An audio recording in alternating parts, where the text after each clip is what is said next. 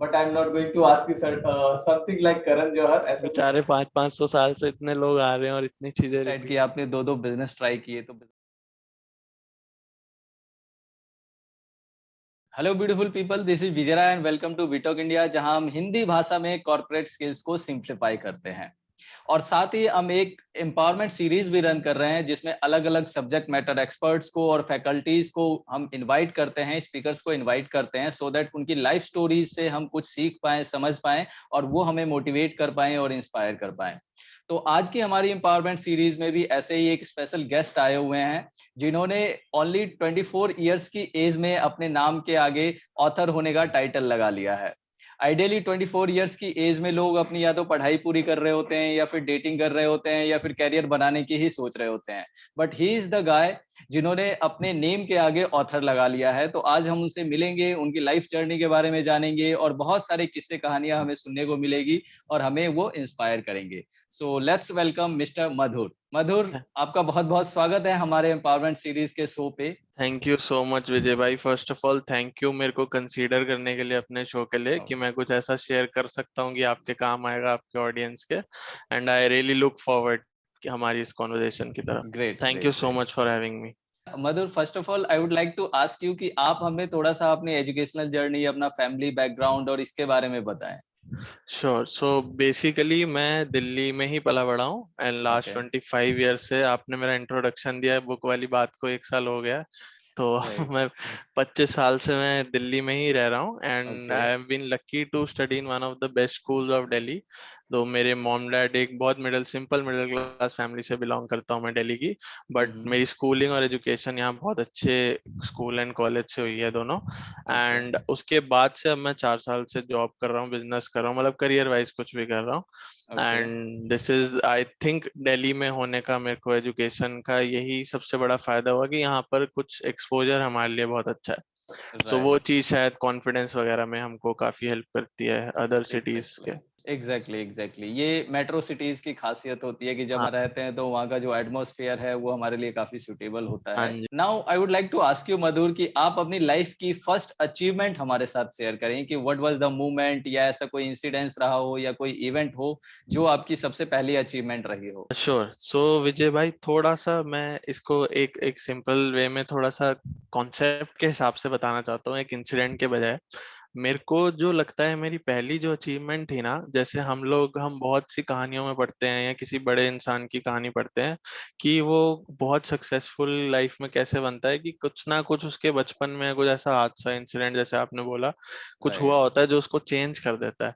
But exactly. मैं ये चीज ना जब छोटा था तो बहुत सोचता था कि हम लोग, जैसे हम मिडिल क्लास एनवायरनमेंट में सुनते हैं, आई एम श्योर आपने भी सुना होगा एंड एग्जैक्टली। लोगों ने भी सुना होगा कि हम लोग क्या कर सकते हैं आगे बढ़ने के लिए, क्या कर सकते हैं, क्या हम मिडिल क्लास लाइफ एक्सेप्ट करके बैठ सकते हैं या कुछ सीखना चाहिए। सो राइट। उस वे में जब मैं सोचता था ना कि हम ऐसी चीज अचीव कैसे कर सकते हैं, को उसका एक कारण नहीं हो सकता। तो तब राइट। मेरे को सीखने में ये आया कि एटीट्यूड एक वर्ड है, मैंने आपके शो पे भी सुना है, आप सिखाते हैं, हेल्प करते हैं लोगों को समझाने की। राइट। तब मेरे राइट। को पहली अचीवमेंट मेरे को उससे लिंक कैसे हुई कि मैं जब बचपन में था तो हर कोई बुली होता है, थोड़ा बहुत हर किसी का मजाक एग्जैक्टली। उड़ाया जाता है, कोई मतलब मोटा है, पतला, लंबा, कुछ कुछ तो होता ही है चारों में से। राइट। तो कुछ ना राइट। कुछ मजाक उड़ाया जाता है। मेरे को चश्मा लगा हुआ था जब मैं छोटा था, तो किस चीज का मजाक उड़ता था। और ओके। बाकी हम बच्चों में सब में अपनी अपनी कमी होती है। तो जब राइट। मेरा किसी चीज का मजाक उड़ता था ना, मेरे को याद है जब मैं फर्स्ट टाइम फोर्थ या फिफ्थ में था, तो मेरे को 2-3 लड़के लड़कियों ने कुछ बात पे कुछ ऐसा मजाक करा था मेरे से। तो जब ओके। मैं तब घर आया ना, तो मैं घर आने के बाद मैंने मम्मी पापा से कभी शेयर करा, तो उन्होंने बोला कि जैसे जनरल आंसर दिया, बेटा ये सब होता है, कोई बात नहीं, आपको स्ट्रांग बनना चाहिए। राइट। तो राइट। उस इंसिडेंट से मैं ये समझा कि कोई बच्चा, वैसे हम लोग थोड़ा नाराज भी होते हैं क्योंकि उस टाइम मम्मी पापा के अलावा हमारे पास कोई और सोल्यूशन होता है नहीं, ऑप्शन नहीं हमारे है। लिए भगवान होते हैं वो, कि यही सारा राइट। सोल्यूशन। तब राइट। मेरे को लगा कि हाँ, मम्मी पापा अपनी जगह गलत नहीं है, बट बहुत चीजों के सोल्यूशन शायद हमें खुद से ढूंढने पड़ते खुद हैं। से। तो राइट। उस टाइम पे मेरी पहली अचीवमेंट ये थी कि जब मैं पहली बार शायद घर आके अकेले में रोया होऊंगा या परेशान होऊंगा, तो मैंने खुद को यही समझाया था कि अगर या तो मैं इससे टूट सकता हूँ, परेशान हो सकता हूँ, कि मेरे में कमी है, जो कि हम बहुत उस उम्र में बहुत मुश्किल मुश्किल होता है। हम लोग यही सोचते हैं राइट, कि हमारे पे मन कमी है शायद पैसे की या पढ़ाई की किस। एग्जैक्टली, और भी बट बहुत सारे प्रॉब्लम्स। एग्जैक्टली बट मैंने उस टाइम खुद को सिर्फ ये समझाया था कि कोई बात नहीं, जितनी भी कमी है उन कमियों का मैं फिलहाल कुछ नहीं कर सकता, मैं वापस जाके किसी और पैसे वाले घर में पैदा नहीं हो सकता, या किसी और राइट। कुछ ऐसा शाहरुख खान जैसा दिखने वाला पैदा नहीं हो सकता, ऐसा कुछ। राइट। तो उसका ही बात करना सिर्फ और सिर्फ टाइम वेस्ट है। तो जो भी हम्म। मेरे में कमी है या मेरी लाइफ में कमी है, मैं सिर्फ उसको अचीव करने पे ध्यान दे सकता हूँ। तो आई ग्रेट। थिंक एक इंसिडेंट की मैंने कोई कंपटीशन जीता हो या कोई एकेडमिक्स में कुछ अच्छे मार्क्स लाए हैं, ऐसा कुछ मेरे लिए अचीवमेंट नहीं था। बट हम्म। हम ये देखते हैं कि उस एज में या उस बचपन की एज में कोई सी का थॉट पैटर्न वैसा बन जाता है ना कि हाँ मेरे को इस राइट। सिचुएशन में वो फिर जिंदगी भर काम आता है। अगर कोई एक बार टूट जाता है तो वो हर वक्त सोचने लगता है कि नहीं मेरे साथ अच्छा नहीं हुआ, मेरी किस्मत ठीक नहीं थी वो। तो राइट। उस एज में मैं खुद को ये समझा सका कि नहीं ये बहुत बड़ा टाइम वेस्ट है, परेशानी बाहर ढूंढना, या मैं फिर खुद पे वो फिर जिंदगी भर काम आता है। अगर कोई एक बार टूट जाता है तो वो हर वक्त सोचने लगता है कि नहीं मेरे साथ अच्छा नहीं हुआ, मेरी किस्मत ठीक नहीं थी। तो राइट। उस एज में मैं खुद को ये समझा सका कि नहीं ये बहुत बड़ा टाइम वेस्ट है, परेशानी बाहर ढूंढना, या मैं फिर खुद पे काम कर सकता हूँ। तो वो हम्म। एज का ही शायद नतीजा है कि धीरे धीरे धीरे मैं खुद को इतना केपेबल कर पाया कि मैं बुक लिख सकता हूँ 24 में। मेरे में ये कॉन्फिडेंस भी आ पाया कि राइट। मेरा बैकग्राउंड नहीं है या मैं ऑलरेडी कोई बहुत बड़ा नामी ऑथर नहीं हूँ, तो मैं लिख ही नहीं सकता, ट्राई नहीं कर सकता। आई राइट। थिंक वो मेरे लिए बहुत बड़ी अचीवमेंट थी, क्योंकि उस एक अचीवमेंट की वजह से अब मैं शायद लाइफ टाइम काफी अचीव कर सकता हूँ। Exactly, you narrated it very well कि कहीं ना कहीं हम सभी की लाइफ में एक ऐसा इंसिडेंस या मोमेंट आता है जो एक तरह से लाइफ ट्रांसफॉर्मेशनल जर्नी होती है वो हमारी, तो वहां से स्टार्ट हो रही होती है। You said it very well कि ये जरूरी नहीं है कि हम सिर्फ जो एकेडमिक है एजुकेशन सिर्फ उसी में कोई कंपटीशन जीतें या वहां से अवार्ड लाएं वो हमारे लिए अचीवमेंट हो। अपने हाँ आप में जी। ये थॉट प्रोसेस चेंज कर पाना, नेगेटिव विचार जो आते हैं हमारे मन में उसको चेंज करके सोसाइटी से अलग रह के और फिर अपने गोल पे फोकस कर पाना, आगे बढ़ पाना, ये अपने आप में एक अचीवमेंट होता है। हाँ जी। So great Madhur, I would like to know कि आप अपने लाइफ के कुछ फेलियर्स के बारे में बताएं और वो फेलियर के जो सिचुएशन थे आपने फेस कैसे किए। 2018 में मैंने हम्म। फर्स्ट जॉब अपनी छोड़ के, मतलब कुछ ओके। मेरे पास 1 साल हो गया था मुझे काम करते हुए। ओके। मैंने एक बेसिक चीज थी कि मैंने अपने फादर को प्रॉमिस करा था कि मैं, मतलब उनकी तरफ से मनाई नहीं थी, बट मैंने खुद प्रॉमिस करा था कि हम्म। फर्स्ट मेरे लास्ट डे ऑफ कॉलेज के बाद मैं उनसे पर्सनल अच्छा, एक्सपेंसेस के लिए पैसे नहीं लूंगा, नहीं मतलब लूंगा। कपड़ों के लिए, खाने गुड। पीने के लिए, और आज तक मैंने नहीं लिए भी नहीं अभी तक, great, luckily. Great, great. So उस टाइम पे बट मेरे मन में ना, जैसा कि आपने भी बहुत देखा होगा, आपके सर्कल में, आपके फ्रेंड में, आई एम श्योर होंगे, आप करेक्ट। खुद एक बिजनेस रन कर रहे हो, कि हम लोग की उस एज में एक बहुत मन में दिली एक इच्छा होती है कि कुछ बिजनेस करना है, कुछ अपना ट्राई करना है, राइट। सीधे से जॉब में नहीं घुस जाना, कुछ तो करते, कभी तो ट्राई करते। क्योंकि मैंने देखा है बहुत लोगों में 15-20 साल बाद, जिसको मिड लाइफ क्राइसिस बोला जाता है कई बार, या 10-12 साल हो जाते हैं, तब उनमें थोड़ा सा पछतावा आ जाता है कि यार काश ट्राई करते। काश उस टाइम कर लेते। हाँ एग्जैक्टली तो वो मुझे बहुत लगता था कि नहीं यार मैं इस एज में ट्राई करना चाहता हूँ, ताकि ऐसा भी ना हो। क्योंकि क्या है कि प्रैक्टिकलिटी है जो पैसे की, करियर की, वो डिनाई भी नहीं करी जा सकती कि नहीं राइट। मुझे तो राइट। पैसा नहीं चाहिए, मैं तो कैसे भी रह लूंगा। तो मेरे को ये लगता था नहीं मैं अभी 2-3 साल में ट्राई करता हूँ, फिर मैं बाद में चाहे जॉब करनी हो तो कर लूंगा। तो उस टाइम मैंने फर्स्ट जॉब से थोड़े बहुत पैसे सेव करके अपने फादर के साथ 2 बिजनेस ट्राई करे, ओके। दोनों के दोनों अब नहीं है। तो I think we can definitely count them as a failure. वो फेलियर की रिजल्ट नहीं आया वैसा, मैं कर नहीं रहा। मेरे लिए ये है कि उस फेलियर में, जैसे मैं आपको बता सकता हूँ, पहले दिन जब मैं जॉब छोड़ के, जब जॉब चल रही है, खर्चे आ रहे हैं, तो हम बहुत अच्छे से रह पाते हैं कि राइट। बिना राइट। सोचे भी कुछ अच्छा खा लिया। बट उस दिन से मेरे को था जब तक बिजनेस अच्छा नहीं होता तो मैं पर्सनल एक्सपेंस मेरे को खुद ही करने हैं, तो मैं सेव खर्चता नहीं था, घर पे जो बना है वही खा लिया। दिल्ली में ओके। बहुत लालच है यहाँ बाहर का खाने पीने। राइट, राइट, राइट, तो राइट। मैं उस सिर्फ एक इंसिडेंट हाईलाइट करना चाहता हूँ कि जब मैं मन से अपने बिजनेस ट्राई कर रहा था ना, तो एक दिन सेम फर्स्ट डे या सेकंड डे था शायद, मैं शाम को बैठा था ऐसे ही अपनी शॉप के बारे में, हमारी एक रिटेल शॉप थी हैंडलूम्स की, तो ओके। उसके बाहर बैठा, मेरे जेब में सिर्फ एक 5-10 रुपए का सिक्का था, तो मैंने उसी ओके। साथ, हमारे हलवाई की दुकान थी, मैंने समोसा ले लिया। जबकि अच्छा। मैं जॉब वॉब में यूजुअली नहीं खाता हूँ, कुछ और पिज्जा वीजा खा लेते थे। तो राइट। समोसा खाते हुए मेरे को लगा कि मैं जब 5-6 घंटे से पिछले दुकान पे बैठा हूँ या बेच रहा हूँ ना, तो मुझे एक्चुअली वो पिज्जा वगैरह खाने की नीड ही नहीं लग रही, और मैं अच्छा। बहुत ज्यादा खुश हूँ। तो वो फेलियर मेरे लिए एक ये था कि सेटिस्फैक्शन। सेटिस्फैक्शन का कोई मतलब ऑल्टरनेट नहीं है। हाँ राइट। बेसिक राशन पानी वगैरह के लिए आपको बिल्कुल चाहिए पैसे, but exactly, extra exactly. Luxury खर्चे मेरे को लगता है कहीं ना कहीं जो को बहुत महंगे खर्चे हैं या बहुत घूमने हैं, उसकी नीड भी कहीं ना कहीं कम हो जाती है अगर आप डेली वो कर रहे हो जो उसमें आपको इंटरेस्ट है। और फेलियर ये हुआ कि टोटल मेरे लिए सक्सेसफुल नहीं हुआ। एंड सेकंड चीज, उस बिजनेस के बाद हम लोगों ने मैंने 2019 में पब्लिक स्पीकिंग वाले कोर्स से पहले मैंने फूड आउटलेट खोला था, तो वो भी ऑलमोस्ट 4-5 मंथ्स रन करा। बट उसके कुछ खर्चों के एल्गोरिदम से मैं समझ गया था कि हमें कम से कम 1 से 1.5 साल लगेगा अभी इन्वेस्ट करते हुए उसमें। तो वहां कुछ जैसे 7-8 लाख की फिगर आ रही थी, तो मैंने अपने फादर को मना करा कि नहीं आप इतने मत खर्चो। वो टाइम था जब मैंने ऐड देखा था पब्लिक स्पीकिंग वाले कोर्स के लिए, तो मैंने उनको रिक्वेस्ट की थी कि अगर आपको स्पेंड करना है आप मेरे पे इस पढ़ाई के लिए कर दीजिए, it will still save us lakhs, मैं फिर उसके बाद इस फील्ड में कुछ ट्राई कर लूंगा एज अ बिजनेस।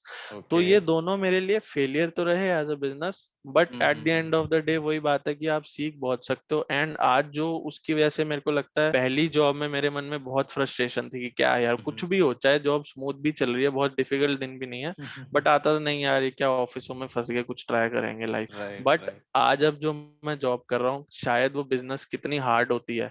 जैसे फूड आउटलेट जो था, मैं सुबह 6 बजे जाता था सब्जी मंडी सस्ती लेने, क्योंकि आप फूड आउटलेट पे कर रहे हो तो आप अपने घर वाले नखरे नहीं दिखा सकते कि यहाँ से बाजार वाले शोरूम से ले ली सब्जी।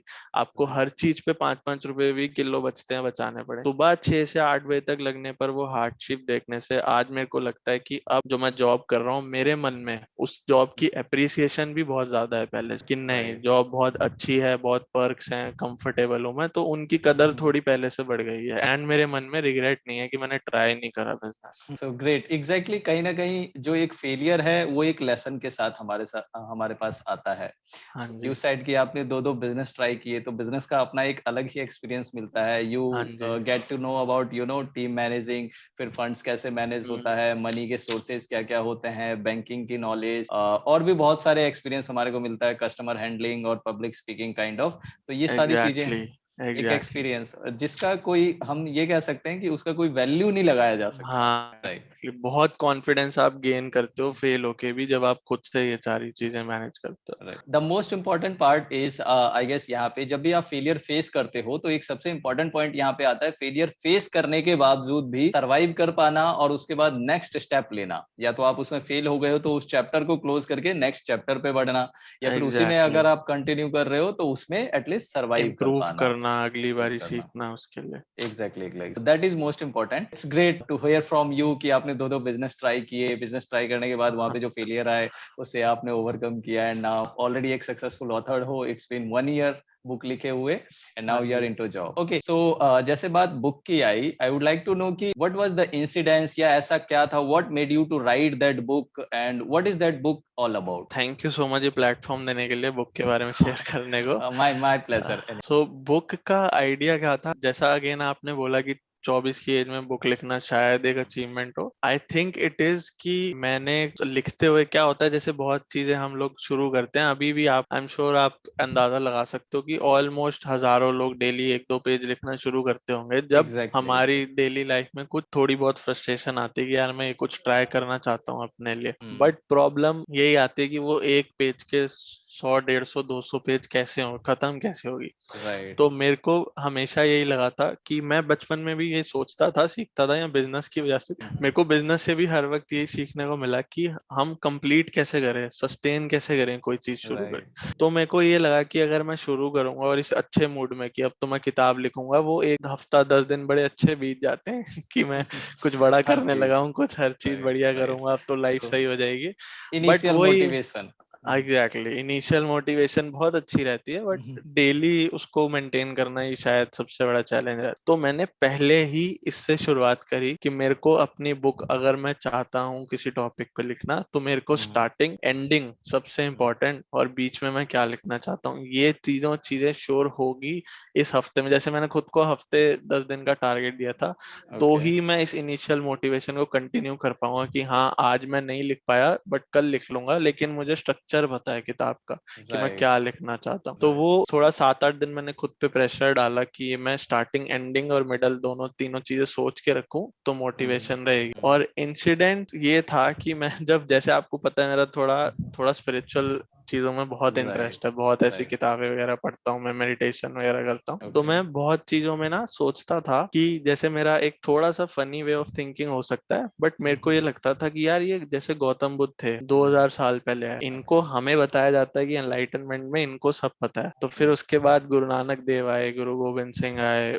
जीसस आए, बहुत से ऐसे स्पिरिचुअल गुरु आए वर्ल्ड में। तो राइट मेरे को ये थोड़ा सोच के ऐसे हंसी आती थी कि यार ये 2-2 हजार साल से ये कॉन्वर्जेशन चल रही है, तो किसी को कुछ समझ क्यों नहीं आ रहा, यहाँ इतना रिपीट करने की नीड क्या है। आप उठा के राइट देखोगे आपको कुछ शायद इंडियन स्क्रिप्चर्स में भी वही सवाल मिलेंगे जो राइट आज लोग किसी कॉन्फ्रेंस, मल्टीनेशनल पूछ रहे कॉन्फ्रेंस में होते हैं। सदगुरु या रविशंकर। तो मेरे को ये लगता था यार ऐसा समझना इतना क्या मुश्किल है कि बेचारे 500-500 साल से इतने लोग आ रहे हैं और इतनी चीजें रिपीट कर रहे हैं, और उन लोग के आंसर्स में हम एक सिमिलैरिटी भी देख सकते हैं कि ये लोग सेम चीजें एग्जैक्टली। समझाते हैं। तो मेरे को ये था कि शायद से हमारा एक ड्रॉबैक यही था कि पहले, आज से 30-40 साल पहले लोगों के पास शायद समय ही नहीं था, क्योंकि करियर्स और टाइम और पैसा इतना नहीं था कि लोग लगे ही रहते थे मतलब काम पे डेली वे लाइफ के लिए। तो राइट फिर मेरे राइट। को लगा कि शायद स्क्रिप्चर वगैरह में क्या होता है, दो कैटेगरी बढ़ जाती है कि अगर मैं आध्यात्मिक इंसान हूँ तो मैं ये सब पढ़ूंगा, अगर मैं नहीं हूँ तो लोग मना कर दे कि मैं भगवान वगैरह नहीं मानता। नहीं मानता। राइट तो मेरे को ये कैटेगरी सबसे बड़ा ड्रॉबैक लगा कि अगर मेरे को कुछ अध्यात्म में समझना है तो मेरे को कोई गुरु से अटैच ही होना पड़ेगा तभी। तो मेरे को ये लगा कि शायद जो चीजें हम ऑब्जर्व करके सीख सकते हैं, हर गुरु एक लाइन बोलता था कि हमारे अंदर ही सीड है स्पिरिचुअलिटी का, और हम अपने को ऑब्जर्व करके, अवेयरनेस जिसको कॉन्शियसनेस बोला जाता है, उससे हम अगर सीख सकते हैं तो हमें एक भी किताब पढ़ने की नीड नहीं है। तो वो ओके चीज जब मैं आंसर ढूंढता था स्पिरिचुअल कुछ चीजों के, मुझे खुद से सोचते सोचते सोचते बहुत आंसर मिलते थे। तो मेरे ओके को बस यही लगता था कि मैं इन दोनों कैटेगरी को हटा के प्रैक्टिकल लाइफ में कैसे इंक्लाइन, मतलब बिल्कुल डेली लाइफ जो लोग हम जी रहे हैं हम उनसे ऑब्जर्व कैसे कर सकते हैं।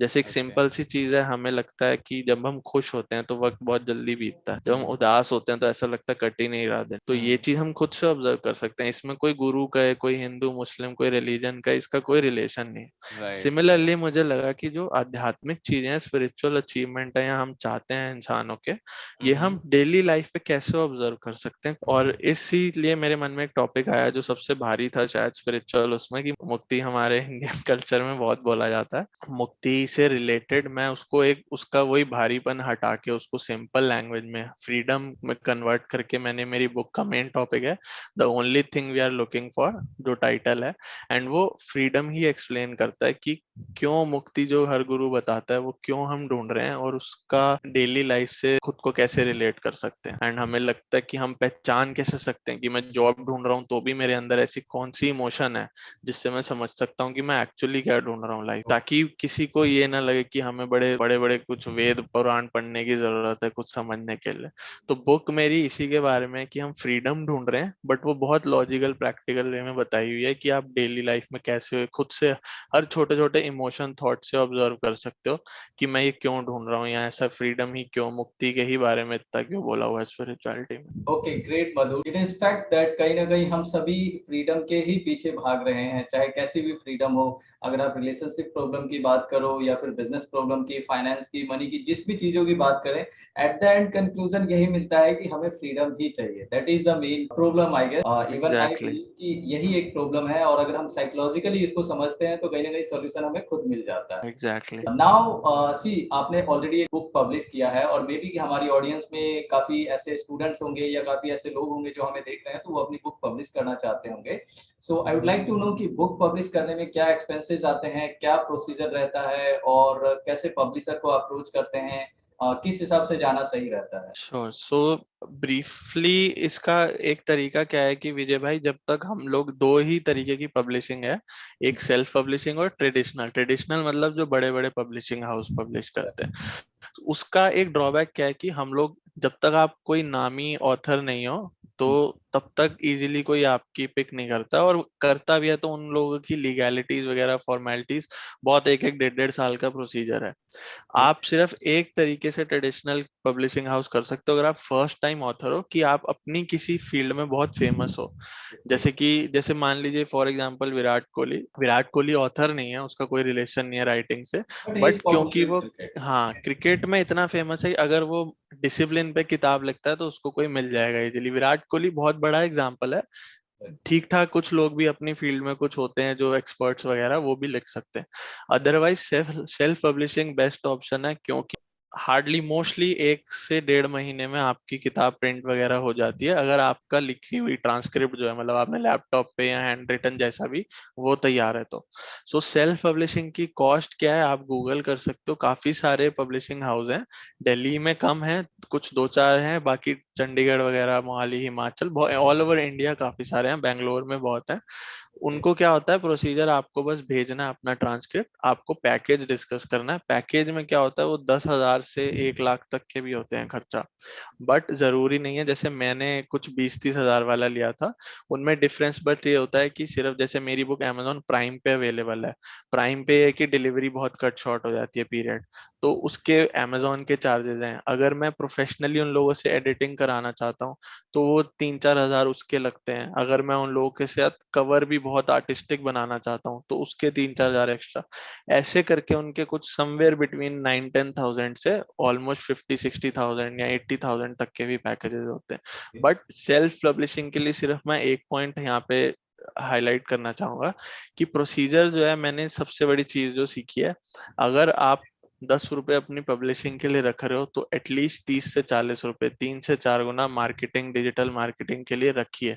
क्योंकि जैसा आप अपनी उससे ऑब्जर्व कर सकते हैं, मैं बहुत किताबें पढ़ता हूँ, मैं 100-200 किताबें पढ़ चुका हूँ कॉलेज के बाद से, बट मैं भी किसी अननोन बंदे की कभी सर्च करके किताब नहीं पढ़ता। मैं नाम ढूंढता हूँ सदगुरु, रविशंकर, जिड्डू कृष्णमूर्ति, ऐसे ऐसे ओशो, रजनीश के। फ्रॉम तो एनी सोर्स क्योंकि और एनी रेफरेंस जो हाँ ऑथेंटिक। जी, एग्जैक्टली exactly. यहाँ हमें ऑलरेडी पता हो कोई बंदे को, तो इसी के लिए मार्केटिंग जो है ना, आपका नाम बहुत जरूरी है। उसमें आप वो 30-40, 3-4 गुना अमाउंट को, मार्केटिंग को कैसे यूज करना है वो आप पे। आजकल डिजिटल मार्केटिंग आप करते हो, आपको पता है कितना बड़ा प्लेटफॉर्म है। और या फिर आप जैसे एक अमीश त्रिपाठी हैं, बहुत फेमस हैं, उनकी शिवा ट्रायोलॉजी करके बुक आई थी, उन्होंने क्या करा था, अपने एक्सपेंसेस का हाफ हिस्सा ऑलमोस्ट फ्री में बांट दी थी किताब खरीद के अपनी। जैसे कुछ स्कूल होते हैं, लाइब्रेरीज होते हैं, उनमें तो उससे क्या हुआ कि कुछ परसेंटेज ऑडियंस की यार फ्री में मिल रही है, पढ़ के देखते हैं, इतना क्या। तो उससे अगर लोग पसंद करने लगते हैं ना, अगर आपका एक ऑथेंटिक बेस क्रिएट होना। पहुंच जाते हो, उसके बाद वर्ड ऑफ माउथ वगैरह, मतलब उस पे आप ये ना सोचें कि 40 एज बिजनेस की तरह, जूते की तरह की 200 का है तो 400 वापस आ जाए। किताब आपको बहुत कुछ दिला सकती है once you are liked for it.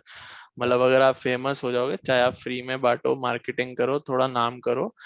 अगर हमें बुक पब्लिश करना है तो हमें खुद से पब्लिश करना चाहिए या पब्लिशर को अप्रोच करना चाहिए? Now can you discuss a bit about royalty कि अगर कोई पब्लिशर को अप्रोच करता है तो क्या रॉयल्टी रहता है, किस हिसाब से जाते हैं वो टर्म्स वगैरह? हाँ, श्योर श्योर। सो उसकी प्रिंटिंग की जो कॉस्ट है ना, लाइक वो आप जब उनसे डिस्कस करेंगे तो कुछ वर्ड काउंट होता है, बेसिक जैसे 40-50 हजार वर्ड्स की आपकी बुक है, तो फिर साइज के हिसाब से, जैसे 5 इंच बाय 7 इंच की आपको किताब चाहिए या 3x6 इंच की चाहिए, उस साइज वो आप अपने हिसाब से सब चुन सकते हो।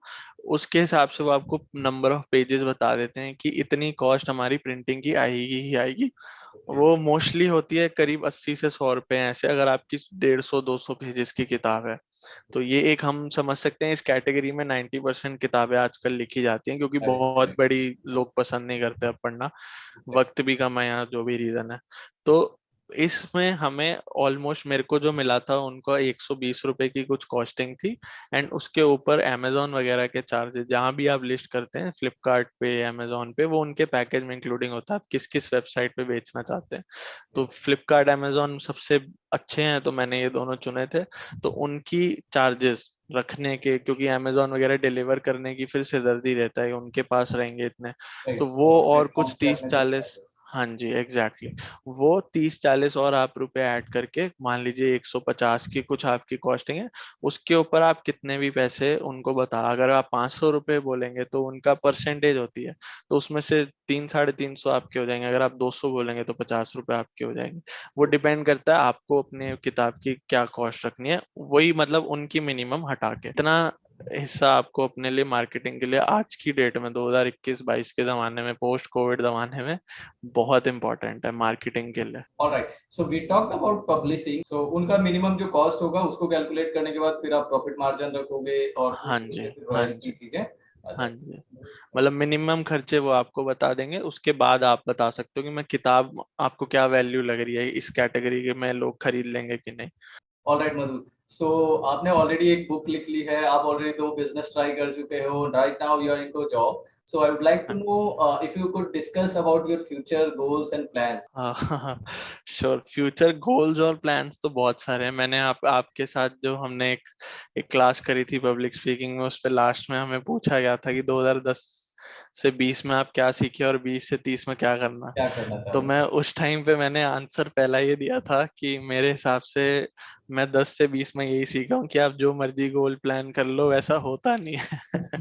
तो मैंने, जब हम शुरू करने लगे थे उसके बाद, तो आपको याद होगा कि 2000 उसी पीरियड में कोरोना जब शुरू हुआ था, तो उसी टाइम एग्जाम्पल बहुत सही रहा कि जो सोचा था वो तो हुआ ही नहीं अगले 1-2 साल के लिए।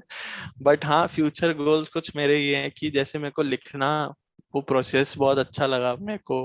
अपने बारे में पता लगा कि मैं नेक्स्ट टाइम क्या इम्प्रूव कर सकता हूँ किताब में, खाली कंटेंट में नहीं, मार्केटिंग में, पब्लिशिंग में, कुछ जानने समझने में। तो मैं 1 या 2 किताब शायद और लिखना चाहता हूँ, बहुत बहुत बेटर प्लानिंग के साथ, बहुत ज्यादा बेटर मार्केटिंग के साथ शायद।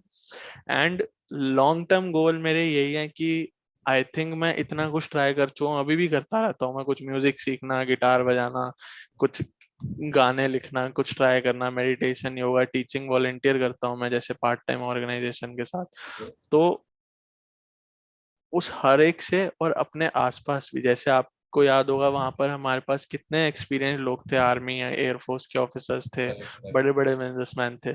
बट मेरे को हर एक को देख के लगता है कि हर एक के मन में एक ही प्रॉब्लम है कि हम शांत कैसे रहें, खुश कैसे रहें। और वो कोई भी प्रॉब्लम किसी की जीवन में मैंने आज तक डेजिग्नेशन, करियर, पैसे से सॉल्व होती हुई नहीं देखी। तो मेरा फ्यूचर प्लान यही है कि मैं काश किसी एक ऐसी चीज से जो करने में मेरे को मजा आता है, अच्छा लगता है, जैसे मेडिटेशन टीचर बनना, या फिर गाने लिखना, म्यूजिक बनाना। शायद मुझे अभी वक्त लगेगा, छोटा हूं मैं, कुछ पैसे सेव करने पड़ेंगे। बट हाँ, ये है कि मैं किसी एक पॉइंट पे पैसे ऐसे अर्न करना चाहता हूँ कि मैं कभी भी, मतलब हर वक्त एक्साइटेड रहूं अगले दिन सो के उठने के लिए काम। और मेरे को कभी ये ना लगे कि पैसे के लिए काम हो रहा है, काम हो रहा है तो पैसे आ रहे हैं। बस वो दिन, जिस दिन मैं अचीव कर लूंगा कि मैं कोई नीड नहीं है ऐसे भागा दौड़ी की, परेशान होने की, शायद एग्जैक्टली, आई वो थिंक ही दैट्स मेरे लिए एक मोस्ट इम्पोर्टेंट कि कहीं ना सक्सेस। कहीं एक जो इनर पीस ऑफ माइंड होता है वो आपको चाहिए होता है। हाँ जी, जब आप पजल रहते हो तो फिर तो कितनी भी चीजें हमारे को मिल जाए वो कहीं ना कहीं वेस्ट भी एग्जैक्टली लगती हैं और उसका कोई रेलिवेंसी भी नहीं लगता हमारी लाइफ में। एग्जैक्ट। और मुझे लगता है हम लोग वो चीजें, जैसे खाने पीने का, आप देख रहोगे दिल्ली जैसे शहरों में से खाना पीना, कपड़े, इतना कंजम्पशन बढ़ गया है इन चीजों का। मेरे को लगता है कि जब इंसान खुश नहीं होता ना, तो चीजें ज्यादा करता है खुश एग्जैक्टली। रखने के लिए, या खुद को रात को बताने के लिए कि हाँ मैं राइट। खुश हूँ, मेरे पास आईफोन है, मेरे पास कुछ महंगे कपड़े हैं। ये सब ज्यादा करता है। और जब कोई खुश हो, जैसे हम मार्क जकरबर्ग, स्टीव जॉब्स के एग्जांपल देखते हैं, एक ही टी शर्ट जीन्स में रोज रहते थे, क्योंकि उनको वो करने में उतना मजा आ रहा है कि इन सब का टाइम नहीं भी मिल रहा तो कोई दिक्कत नहीं है टी शर्ट बदलने की, सब करने की। तो एग्जैक्टली शायद फ्यूचर प्लान मेरा यही है कि शायद मैं म्यूजिक सीख के या मेडिटेशन सीख के किसी दिन ऐसा टीचर बनना चाहूँ कि हाँ, मैं अपने काम में बहुत खुश हूँ और साथ ही कुछ इम्पैक्ट भी आ रहा है। जैसे आप अपने सेंटर के साथ एम्पावरमेंट सीरीज चला रहे हो, कुछ काम चल रहे हो कि चेंज लाने के लिए, तो मैं वो दोनों साथ साइड बाय साइड कर सकूं। मैं ये चाहता हूँ नेक्स्ट 5-10 साल में शायद हो जाए। Great, great Madhur. I think आपने जो सबसे इम्पोर्टेंट बात कही, कहीं ना कहीं वो हम सबके लिए बहुत इम्पोर्टेंट है, ये जो इनर पीस वाली बात है और एक self satisfaction.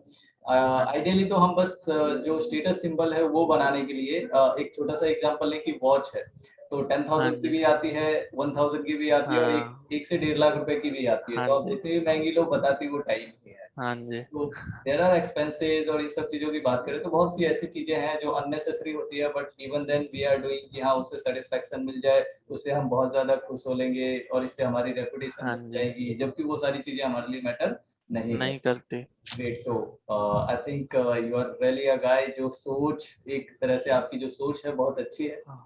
And we wish you thank good you so luck much. कि आप जो आप प्लान कर रहे हैं, जो चीजें आप सोच रहे हैं वो डेफिनेटली हो। Thank you so much. Now we have a gaming round जिसमें मैं आपको कुछ क्वेश्चंस पूछूंगा और उसके आपको ऑन द स्पॉट आंसर करने हैं। The key point here is, thumb rule is कि आपको टाइम नहीं लेना उसके लिए कुछ भी।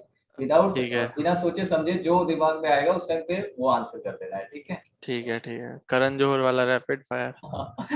no, kind of not exactly the rapid ठीक fire but kind of rapid fire आप कह सकते हो, आपको सोचना नहीं है। ठीक है ठीक। But I'm not going to ask you something like Karan Johar, ऐसा कोई क्वेश्चन नहीं आएगा, don't worry about फंसवाने वाले क्वेश्चन मत करो। it।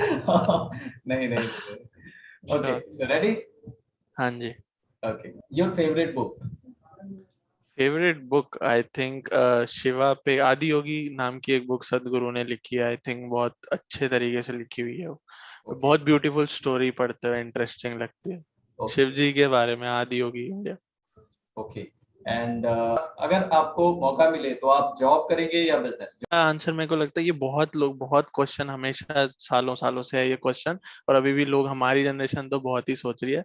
मैं सिर्फ ये हाईलाइट करना चाहता हूँ यहाँ पे भी कि जैसे जॉब या बिजनेस का ना, अगेन लोग थोड़ा कैटेगरी करके फ्रस्ट्रेट हो जाते हैं कि यार बिजनेस ही अच्छा है या job. But I have seen examples, कई लोग ऐसे हैं जो जॉब को बहुत ही नॉर्मल समझते हैं कि नहीं जॉब क्या ही करनी है, और कई ऐसे हैं कि नहीं बिजनेस के हेडेक्स बहुत है। और दोनों गलत नहीं है, जिसका मैंने देखा एट द एंड रिजल्ट अच्छा आ जाता है वो खुश रहता है। क्योंकि आप देखोगे फॉर एग्जांपल जॉब एक एक डेली वेजर की भी है और एक सुंदर पिच्चई की भी है। सिमिलरली बिजनेस एक छोटे सा दुकान भी है जो इसके बेचारे के किराए उधार वगैरह चलते रहते हैं और वो परेशान रहता है, और बिजनेस एक गूगल एज अ कंपनी भी है। तो यहाँ भी मेरे को लगता है कि जहाँ आप क्रिएट कुछ कर सको ना, जहाँ आपको मजा है, चाहे वो टॉफी का बिजनेस हो, कुछ बेचने का, दूध, आम आजकल देख रहे हैं बड़े बड़े आईआईएम्स के आईआईटीज के लोग ड्रॉप करके जॉब, ये दूध की इसकी स्टार्टअप्स खड़े कर रहे हैं। तो स्टार्टअप। थोड़ा भी जो आपको करने में मजा है ना, अगर आप जॉब भी करते हो तो ऐसे करो कि मेरी कंपनी है, मेरी अपनी कंपनी है, तो आप मजे ले पाओगे, एंजॉय कर पाओगे और काम कर पाओगे। और अगर आप थोड़ा सा स्ट्रेटेजिकली, क्योंकि पैसा बिजनेस में क्या होता है, थोड़ा सा लूप बन जाता है, 2-4 साल वेस्ट हो गए, अब नौकरी भी क्या करें, अब इधर के भी नहीं रहे, तो थोड़ा सा अगर आप प्लान कर सकते हो तो बिजनेस भी बहुत अच्छा है। नहीं तो करो दोनों चीजें उसी की जिसमें आपको मजा है, आप What एट द एंड खुश रह लोगे। what will you choose? मैं शायद बिजनेस करूंगा। Okay, school life और college life? स्कूल लाइफ बहुत Village मासूम थे, life और बड़ा city life? मजा आता था सब करने अच्छा, में। विलेज लाइफ और सिटी लाइफ? सिटी लाइफ मैं कह रहा हूँ, बीच बीच में विलेज में जा सकूं, इतना पैसा हो घूमने जब मन करे, वैसे city life. Otherwise city life, रहना हाँ सिटी में। हाँ। Okay, great great. एंड अभी तक की आपकी लाइफ में you I think you are 25, right? तो हाँ जी। 25 इयर्स की एज में आप सबसे ज्यादा क्या मिस करते हो? कोई एक आइडल पर्सन ऐसा, या कोई टेस्ट, या फिर कोई इंसिडेंस, इवेंट, एनीथिंग, और योर चाइल्डहुड व्हाट? आश्रम पे एक मौका मिस करता हूँ। ईशा का जो आश्रम है जहाँ मैं जाता हूँ, जहाँ मेडिटेशन सीखी मैंने, वहां पे सदगुरु कम होते हैं। खुद जो सदगुरु आप जानते होगे, जो हेड हैं उसके ऑर्गेनाइजेशन के, तो वो खुद कम रहते हैं वहां पे। तो एक दो बार मैं गया हूँ बट प्रोग्राम करने, बट हम लोग उनसे मिल नहीं पाते हर बार। तो मैं खाली एक मौका मिस करता हूँ कि किसी दिन मैं थोड़ा 5-10 मिनट अच्छे से उनसे अकेले या कभी किसी मौके में मिल सकूं। बाकी मिस कुछ नहीं करता, बाकी मेरे को लगता है सब पार्ट है, ठीक है, हर चीज से सीखते जा रहे हैं, आगे बढ़ते जा रहे हैं, सब जरूरी है। अगर आपके पास टाइम मशीन हो और आपको कहा जाए कि पीछे जाके कोई ऐसी चीज सही करनी हो, तो आप उस टाइम मशीन का यूटिलाइज कहाँ, किस चीज में करोगे? टाइम मशीन का यूटिलाइज शायद मैं स्कूल के एंड में, मतलब 11th-12th की साइड, या फर्स्ट ईयर कॉलेज का मैक्सिमम। शायद मैं चाहता हूँ कि थोड़ा बहुत बैकग्राउंड मेरा थोड़ा ऐसा होता कि करियर्स के बारे में थोड़ा और पढ़ सकता हूँ, कि डॉक्टरी में क्या होता है, मार्केटिंग में क्या होता है, यूट्यूब में क्या होता है, म्यूजिक में क्या, जैसे हम सुनते हैं अमेरिका वगैरह में जस्टिन बीबर 9 साल का था जब उसने म्यूजिक सीखना शुरू किया। वो कल्चर इंडिया में अभी नहीं है, मतलब अब शायद चेंज हो रहा है, बट हमारे बचपन में भी नहीं था। बचपन एज इन 5-6 साल पहले, जब वो क्रूशियल ईयर थे 11वीं 12वीं के, इंजीनियरिंग Although we लेनी are है। not of 90s, हाँ actually नहीं, 90s। हम भी हाँ 1940 मतलब के इतने born हैं। बूढ़े नहीं है। हाँ बट उस टाइम भी आपको, आई एम श्योर आपको पता होगा, अपने स्कूल लाइफ कॉलेज इतना कल्चर नहीं था ये सब बात करने। तो मैं बस पीछे जाके शायद थोड़ी सी एजुकेशन और होती है, अवेयरनेस, और कि हाँ इसका ये करियर हो सकता है, इसके इस कॉलेज में ये पढ़ाई होती है। नहीं तो मोस्टली मान ली वही कैटेगरी थी, कॉमर्स है तो सीए बन जाओ, साइंस है तो इंजीनियरिंग कर लो। Right. तो वो थोड़ा सा ब्रॉडन पर्सपेक्टिव कर सकता मैं तो सही रहता। Okay, okay, great, great. And India में या आउटसाइड इंडिया में कोई भी एक पर्टिकुलर आपका फेवरेट प्लेस, लोकेशन, जहां आप जाना चाहोगे बार बार? जाना चाहूंगा बार बार बार तो यूरोप ही जाना चाहता हूँ, मैं सुना है बड़ा सुंदर है काफी कंट्रीज वहाँ की। महंगा है इसलिए भी बार बार जाना पड़ेगा, एक बार में हो नहीं पाएगा। Alright. Alright, so now one more thing कि आपके ओपिनियन से कौन से कंट्री का एजुकेशन सिस्टम सबसे बेस्ट है, even if we talk about India या outside India? I think India का एजुकेशन सिस्टम बेस्ट नहीं है। किसी टाइम पे जो गुरुकुल होते थे वो सबसे अच्छा था। मैं 99% श्योर हूँ कि अगले 5 से 10 साल में पूरे दुनिया में धीरे धीरे वापस वैसा ही कल्चर आने लगेगा, चाहे करियर की वजह से, चाहे अब जो हम मेंटल फिजिकल हेल्थ वगैरह की इंपॉर्टेंस इतनी बढ़ती जा रही है, तो हम शायद सीख रहे हैं कि पहले गुरुकुल वगैरह में जैसे ट्रेनिंग दी जाती थी हर एस्पेक्ट में बच्चे को, जब इतना हम ओवर प्रोटेक्टेड आजकल बच्चों को रख रहे हैं वो उनके लिए गलत है। मेंटल फिजिकल हेल्थ वो शायद वापस आ जाए, काश आ सके तो। इंडिया का वो गुरुकुल वाला सिस्टम बहुत अच्छा था। अभी भी जिड्डू कृष्णमूर्ति के कुछ स्कूल हैं इंडिया में जो बहुत अच्छे हैं, वैसा ही कुछ फॉलो कर। अदरवाइज करंटली यूरोप में कुछ, एक स्वीडन वगैरह में मैंने सुना है, स्वीडन या स्पेन वगैरह में, कि वहां पे उन लोग को 7th 8th के बाद चांस दिया जाता है। वहीं से 7th 8th के बाद ही जनरल स्टडीज खत्म कर दी जाती है और उनके एजुकेशन में उनको ऑप्शन दिया था कि आप कुछ स्पोर्ट्स खेलना चाहते हो या क्या, साइंस, ज्योग्राफी, हिस्ट्री, तभी से सब्जेक्ट का चांस मिले। वो मेरे को थोड़ा लगता है कि वो अच्छी चीज है। बच्चे अगर उस एज पे ही डिसाइड कर सकें कि हाँ चलो मेरा इसमें इंटरेस्ट है, मैं यही पढ़ना चाहता हूँ, तो उनके लिए मौके थोड़े बेहतर बन जाते हैं इंडिया से। वो फॉलो हो सके यहाँ भी तो बढ़िया। And what do you think about कि अगर इंडिया में एज ऑफ नाउ अगर करंटली हम देखें तो सबसे ज्यादा जो इम्प्रूवमेंट की जरूरत है वो कौन से सेक्टर को है स्पेसिफिक? अगर हम डिफेंस सेक्टर की बात करें, एंटरटेनमेंट की बात करें, हेल्थ सेक्टर की बात करें, या किसी भी ऐसे स्पेसिफिक ट्रांसपोर्ट की बात करें, तो आपके अकॉर्डिंग किस सेक्टर को ज्यादा इम्प्रूवमेंट की जरूरत है? आई थिंक कोई बस बुरा ना माने कोई, तो मैं नहीं नहीं, sector not main at all. See highlight. I think I have been conducting this interview with several people और बहुत सारे लोग आए हैं, तो सबकी अपनी विचारधारा होती है, तो यहाँ पे हाँ आई डोंट थिंक बुरा एग्जैक्ट मानने वाली कोई बात होगी। किसी के हिसाब एग्जैक्ट से एजुकेशन की बात हो सकती है, किसी के हिसाब से ट्रांसपोर्टेशन की बात हो सकती है, सबकी अपनी विचारधारा है। हाँ एग्जैक्ट। सो मैं, मेरे हिसाब से जो एक सबसे बड़ा सेक्टर है जिसमें थोड़ा चेंज होना चाहिए वो पॉलिटिकल सिस्टम है यहाँ का।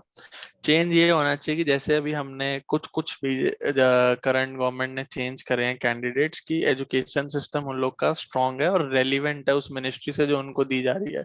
अभी तक बहुत होता था कि कोई बस एक्सपीरियंस है, पुराना है, जान पहचाना है या जो भी है, जिस वजह से पॉलिटिक्स में उसको मिनिस्ट्री दे दी जाती थी। तो आई थिंक कुछ कैटेगरी, जैसे अभी भी नीदरलैंड और न्यूजीलैंड के पार्लियामेंट्स में you have to be a political science degree honour, और उसी में आपकी मेजर वगैरह और बहुत एक्सपीरियंस, कुछ घंटे का आपका सोशल वर्क होना चाहिए किसी एनजीओ में या अपनी कैसा भी।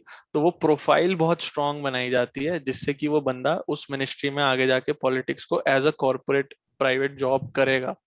मतलब एक टाइम पास या खानदानी वो नहीं चल रहा उसके लिए।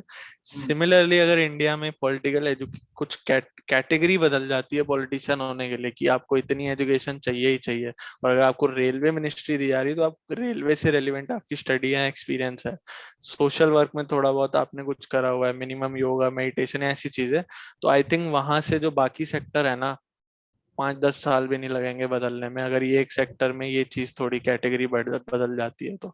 क्योंकि न्यूजीलैंड ने उसके बाद ऐसा एग्जांपल देखा है कि 10 20 साल में बहुत ड्रास्टिक चेंज कर लिए, क्योंकि उन लोग की गवर्नमेंट में सब लोग बहुत वेल लर्नेड और बहुत क्वालिफाइड थे उस पोस्ट के लिए। तो काश ये चेंज हो जाए तो बाकी अपने आप धीरे धीरे चेंज हो जाएंगे। Exactly exactly. कहीं ना कहीं ये तो है। अगर हम बात करें एजुकेशन सिस्टम की, तो even from my opinion education और पॉलिटिक्स, ये खासकर ये दो सेक्टर ऐसे हैं जिसमें बहुत ज्यादा चेंज की हाँ जरूरत जी। है और बेस लेवल पे हाँ काम करने की जरूरत है। जब ये अगर ठीक हुए तो अल्टीमेटली जो फाउंडेशन है, बेस है, अगर वो स्ट्रांग हो जाएगा तो बाकी चीजें धीरे एग्जैक्टली। धीरे खुद ही सही हो जाएंगी। बाकी चेंजेस की स्पीड बहुत बढ़ जाएगी राइट। इनके चेंज होने से। Okay, so now last but not the least, although we are of same age, थोड़ा बहुत का फर्क है बस, तो ज्यादातर जो ऑडियंस है हमारी वो भी हमारी प्रॉब्ली सेम एज की ही होती है, तो आपकी तरफ से उनके लिए क्या मैसेज रहेगा? मैसेज शायद मेरा ये लगेगा कि चाहे मैं किताब लिख के बिजनेस करके कुछ भी फेल हुआ ना, बट हर प्रोसेस में अच्छा बहुत लगा। तो अभी भी हम लोग इंडिया में थोड़ा बहुत डरते हैं कि मेरे पेरेंटल या फैमिली बैकग्राउंड ऐसा नहीं है तो क्या मैं ये कर सकता हूँ, पहले कोई किसी ने ये चीज नहीं करी तो क्या मैं बन सकता हूँ। ऐसा कुछ भी नहीं है। टाइम, किसी को किसी की परवाह नहीं है। ये एक चीज नेगेटिव लग सकती है कि यार किसी को किसी की परवाह ही नहीं है, बट ये सबसे बड़ी फ्रीडम भी है कि यार किसी को तो मेरी परवाह नहीं है, मैं कुछ भी करूं। It is the biggest freedom you can get, कि आपके पास आपका टाइम, अपने डिसीजन आपके हैं, आपको जो ट्राई करना है, आपको जिस उम्र में जो ट्राई करना है, जिस फिजिकल कैपेसिटी से, पैसे के हिसाब से, टाइम के हिसाब से आप कर सकते हो, प्लीज करो। किसी का इंतजार मत करो। आप खुद से जितना सीखोगे, किसी का इंतजार करने से कभी भी नहीं सीखोगे, और ना वैसा कोई चेंज आएगा। प्रैक्टिकल करने का जो मजा है ना, कि मैंने ये ट्राई करा, हाँ मैंने 24 में किताब लिख दी, चले ना चले कैसा क्या हुआ कोई बात नहीं, बट मैंने लिखी, मैंने जो सोचा था करा, राइट। उसके वजह से आप में अपने आप कॉन्फिडेंस बहुत ज्यादा आता, अच्छे से आता जाएगा। आप आगे भी जो करोगे ना, आप कभी किसी के कमेंट से, किसी ने बोल दिया कि नहीं ये तो बेकार है, ये अच्छा है, आप उससे रुकोगे नहीं कभी। आपको लगेगा हाँ ठीक है, मैं कर लूंगा, मेरे को पता है, मैं पहले भी ओवरकम करा है। Great, great. So, yes, Badur, it was great interacting with you, and thank you so much for connecting with us from my entire team और personally मेरी तरफ से भी, because आपने जो आज जर्नी शेयर की, अपनी पर्सनल स्टोरीज बताई, छोटी छोटी बातें जो आपने बिजनेस स्टार्ट किया, फेलियर, फिर भी खुद को स्ट्रांग रखते हुए आगे बढ़े, और अभी हाँ बुक तो ऑलरेडी लिख चुके हो, और छोटे छोटे जो मैसेज दिए हैं, definitely it is going to inspire the students जो स्पेशली अभी 12th पास करके आगे निकलते हैं, करियर गाइडेंस की उनको जरूरत होती है।